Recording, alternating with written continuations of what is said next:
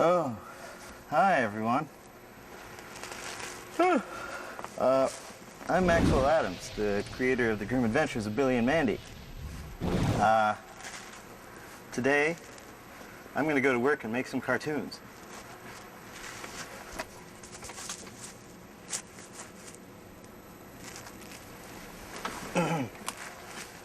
Let's go see what my day is like.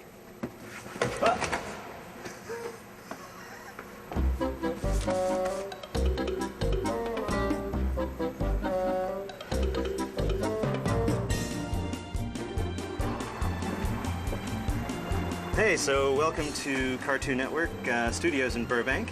This is where I've been coming every day for the last 7 years. Should be fun. Let's go see how the cartoons are made.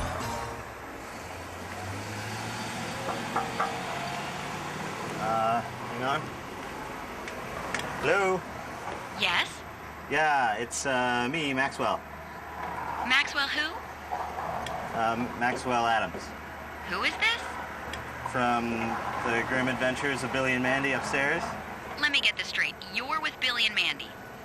Yeah, 7 years. 7 years we've been making it. Just how may I help you?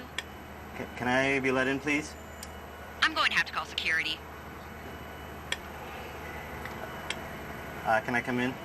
Please don't play with the buzzer. I think, you know, new receptionist, I think.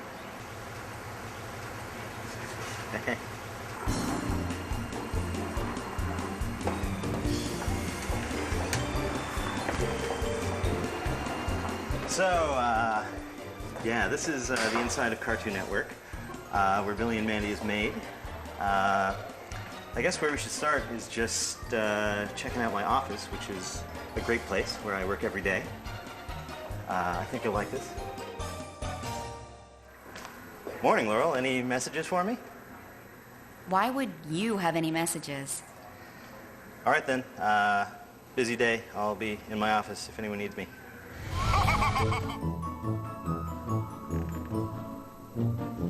I've been drawing ever since I can remember, and this is sort of how we all start, drawing on the walls.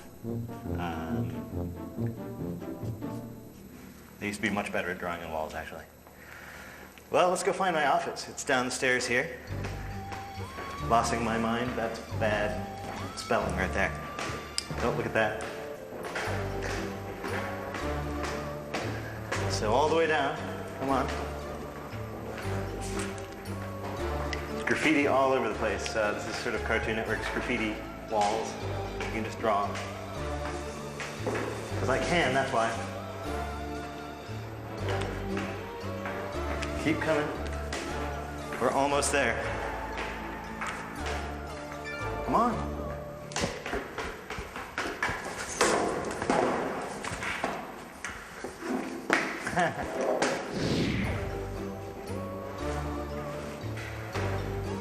Almost there.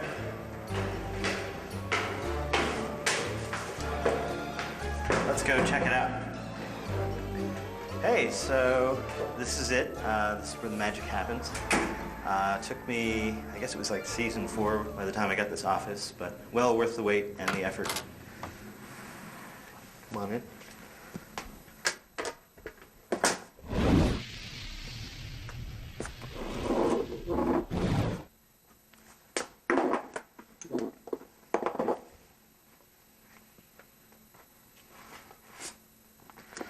So, this is where I sit, do my work. So, while I was working on Cow and Chicken and I Am Weasel at what was then Hanna-Barbera, I was doing storyboards and just pitching shows left and right. I really had no idea what I was doing, even less so than I do now. And Billy and Mandy were actually, I incorporated them into a pitch called Milkman, which was like a superhero show. And Cartoon Network really liked the characters of Billy and Mandy, but I didn't think it was enough just to have those two characters and nothing else. So that's where the Grim Reaper came in. And I incorporated him into the pitch Bible with, you know, I assumed that there was no way it was ever going to go. And many, many times it almost didn't go. I would recommend that anyone out there who wants to pitch a show, don't pitch a show with the Grim Reaper in it. It's a lot of trouble. Nobody messes with my favorite show. I think the question people ask me most is, where do my ideas come from? and that's a tough one. Honestly, I gotta say.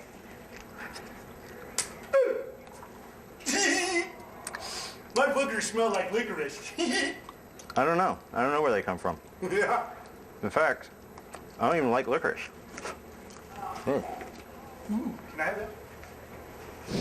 While we were still developing Billy and Mandy, I had pitched Evil Con Carne as a separate series, and eventually, of course, they were combined into Grim and Evil. Evil Con Carne was sort of a parody of all the action shows I liked as a kid, you know, like G.I. Joe, Transformers, all those. It was a lot of fun to work on. It actually didn't do too bad in the ratings, but we decided to split the two into their own separate series eventually anyway. That was after season 2, I think. Hector Con Carne was sort of a James Bond-style supervillain whose body had been blown up in a terrible explosion, and all they could save were his brain and his stomach, which they attached to the body of trained circus bear Boscov. Hector's sort of sidekicks were Major Dr. Ghastly, who was his mad scientist, secretly in love with him, and General Scar was the usual sort of backstabbing second-in-command guy who was always trying to take over. Eventually, when the shows split and we decided not to make any more Evils, I wanted to bring General Scar over to Billy and Mandy because he was such a fun character, and there he has lived ever since. I think the one thing you should avoid doing if you want to be a cartoonist is probably becoming like a bow hunter. I think, you know, if you spend a lot of time in the woods shooting arrows at deer, you're not going to have time to draw. That's just a fact. So it was tough doing 2 series at the same time, both Evil Con Carne and Billy and Mandy. Even though they were technically part of the same half hour, it was sort of like double the work, which was part of the reason they split. Eventually we did get to do 4 final half hours of Evil, but for the time being we decided to focus on Billy and Mandy and just sort of move on with that.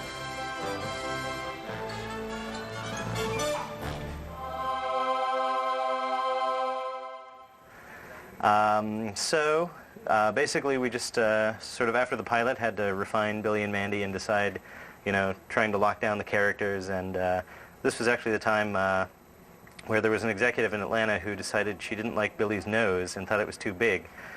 So I actually had to draw like, I think 16 or 17 different Billys with different sized noses, and eventually they had a focus group test, and the kids all sort of chose like nose number 7, which was his original medium nose, and I was told to shrink Billy's nose down 2 more sizes anyway, so I think out of spite I just made it 1 size bigger. That's why his nose is so big. So the whole pitch was just sort of this like crazy disassociated process. It's totally different these days, but back then basically all the executives are in Atlanta, so I put together my pitch Bible and just mailed it away, and didn't see or hear really anything for about a year after that, and then just one day, you know, I got the phone call. They're like, okay, we're going to do a short.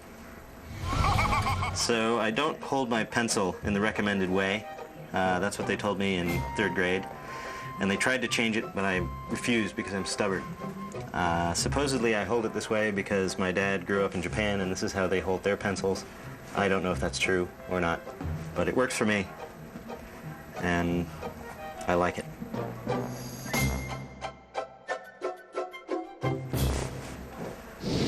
They say that any character you create is sort of based on an aspect of yourself, and I've always said that, you know, I've always wanted to be sort of carefree and fun like Billy, but I've also wanted to be sort of in control like Mandy, but I think in reality I'm just sort of a beaten down, broken man like Grim.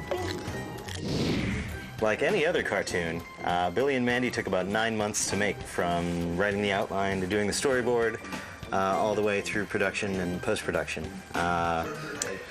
Cartoon Network didn't really used to have a standard way of doing things, so they just sort of threw me into the mix, and fortunately there were a bunch of people I'd worked with on Cow and Chicken who were great, and they helped me out a lot.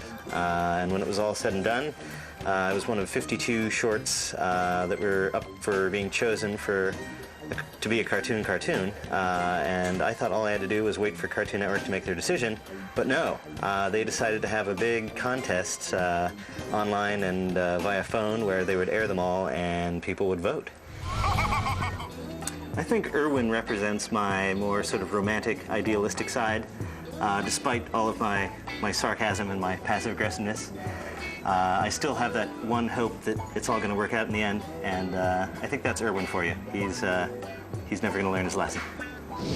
So, is Irwin a true ladies' man? Is he a playa? Well, I guess that depends on how you define playa.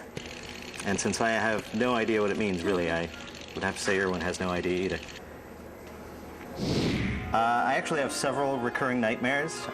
One is that I'm in some sort of, like, mall. When you said we were going to a mall, I thought you meant we would see people being torn limb from limb by a ferocious beast. Not this! Sometimes it's a mall, and sometimes it's a giant aquarium, like sort of a, well, not like a fish tank aquarium, but you know, like the aquarium you walk through. And it's usually inhabited by aliens or giant bugs.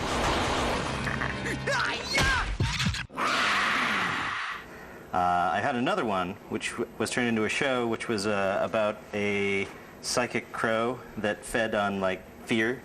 And that actually became Duck, where there's the psychic duck that feeds on farts.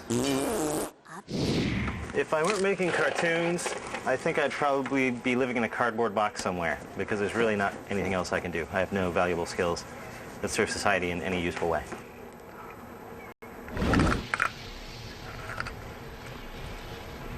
Oh, this ice really does taste bad. Is there anything I'd change if I had the first season to do all over again? I would say yes. I would absolutely have more fart jokes, because that's what we need. More farts.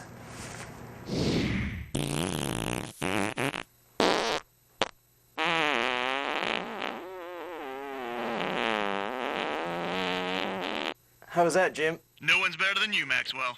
Yeah. I'm coming out.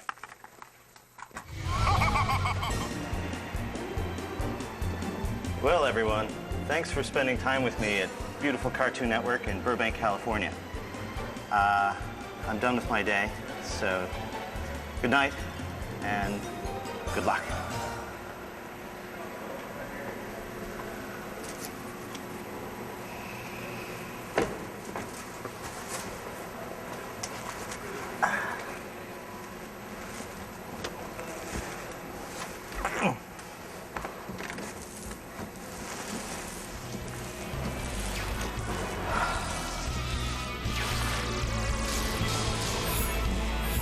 This is me time now. You go away.